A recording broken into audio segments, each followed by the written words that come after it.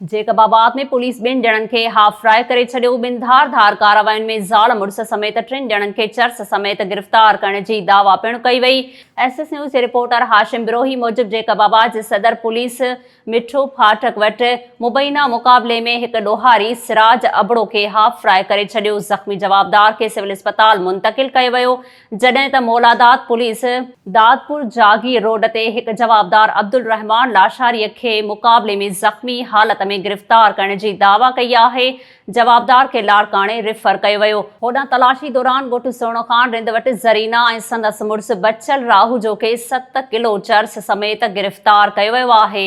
साॻई थाणे जी police मौलादात फाटक वटि जीअंद कमराणीअ खां 5 किलो चर्स हथ करे गिरफ़्तार करण जी दावा पिणु कई। पुलिस मूजिब 3 जवाबदारनि ख़िलाफ़ सदर थाणे ते मंशात रखण जो केस दाख़िल करे लाकअप कयो वियो आहे।